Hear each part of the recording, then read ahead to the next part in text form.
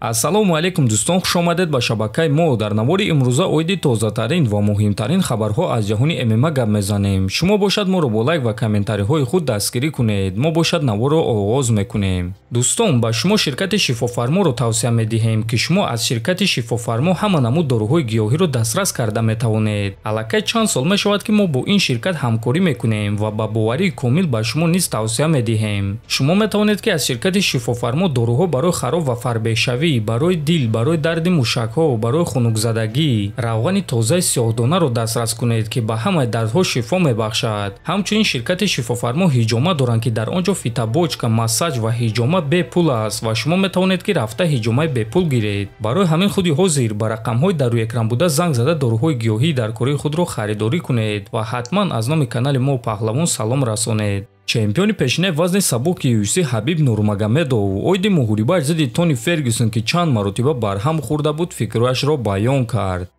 ма каме ғамгинам ки ин муҳориба баргузор нагардид, аммо ҳамзамон ман ҳама вақт медонистам ки стили ман аз ҳама стили бадтарин барои Тони Фергюсон аст, чунки ӯ гӯштӣ надора, ӯ греплинг надора, ӯ зидди ман чӣ кор мекард. ягона варианти ӯ лаки панч нокаути ногаҳонӣ буд, лекин ҳамаи рақибони ман Конор, Дастин, Гейҷи шанси лаки панчро доштанд. ба ғайр аз ин Фергюсон дигар ягон гуна маро манъ карда наметавонист. вақте ки ӯ бо Дени Кастилио, Бенил Дариуш, Ҷастин Гейҷи ва Чарлз Оливейра ҷангид, ҳамаи ин шахсҳо ӯро шикастанд. ӯ ҳимоя аз гӯштӣ надора, греплинги хуб надора. барои ҳамин стили ман аз ҳама стили бадтарин барои ӯ буд. чӣ гуна ки ман аллакай гуфтам, ман каме ғамгин будам ки муҳорибаи мо баргузор нагардид, лекин мо ягон кор карда наметавонистем. худованд нақшаи худро дошт ва ягон кас ин чизро тағйир дода наметавонист. муҳорибаи моро 5 маротиба таъин карданд. чанд маротиба ӯ даст кашид, чанд маротиба ман осеб гирифтам ва ман ин чизро идора карда наметавонистам. ман афсӯс мехӯрам ки ин муҳориба баргузор нагардид, лекин вақт нишон дод ки дар кадом сатҳ аст гуфтааст Нурмагомедов. бояд гуфт ки Хабиб Нурмагомедов ва Тони Фергюсон бояд ки 5 маротиба меҷангиданд, лекин 2 маротиба Тони Фергюсон аз муҳориба даст кашид ва 2 маротиба дигар Хабиб Нурмагомедов. ана бори панҷум бошад аз сабаби коронавирус муҳорибаи онҳо барҳам хӯрд. ба фикри шумо дӯстон, агар муҳорибаи онҳо баргузор мегардид, кадоме аз онҳо ғолиб шуда метавонист? тобови ҷангори вазни миёна UFC Роберт Уитакер гуфт ки зидди Ҳамза Чимаев бо чӣ гуна нақша мебарояд. аён аст ки ин дуюм лагери тамрини ман аст ки ман барои Ҳамзат омода шуда истодам. фикр мекунам ки аз рӯи малакаҳо аз пештара дида ҳозир ман дар беҳтарин сатҳ қарор дорам ва ба муҳориба зидди Ҳамза Чимаев ман бо беҳтарин формаи худ мебарам.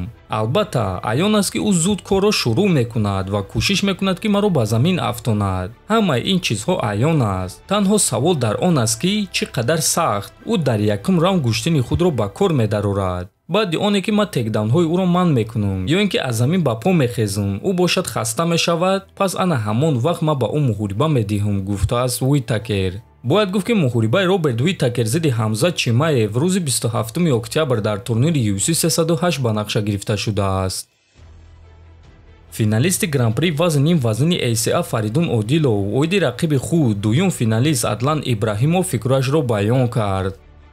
аз Адлан чӣ интизор шудан дар кор? ман намедонам, чунки ман ягон бор бо ӯ кор кардагӣ нестам. дар зуборҳо вақте ки дар клуби Аҳмад мегузашт, ҳамаашро дар муҳориба аниқ мекунем.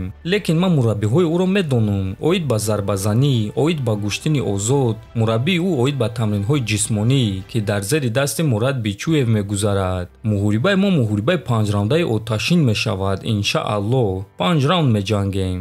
оиди зарбазанӣ ӯ намегуфтам ки таҷрибаи кам дорад, чунки Силвани зарбазан буд ва Адлан зидди ӯ ҳам худро ҳимоя кард ва ҳам зарба зад. зарбаҳои ӯ дуруст нестанд, аммо дақиқанд, гуфтааст Одилов. хотиррасон мекунем ки муҳорибаи Фаридун Одилов зидди Адлан Ибрахимов рӯзи 13 декабр дар турнири ACA 182 баргузор мегардад ва онҳо барои камарбанди вазни ним вазнини ACA ва $1 миллион меҷанганд. дар ҳамин ҷо дӯстон, навори мо ба анҷом мерасад. фикру ақидаҳотонро нависед, ҳатман дар канали мо обуна шавед. то боздид хонободу сарбаланд бошед.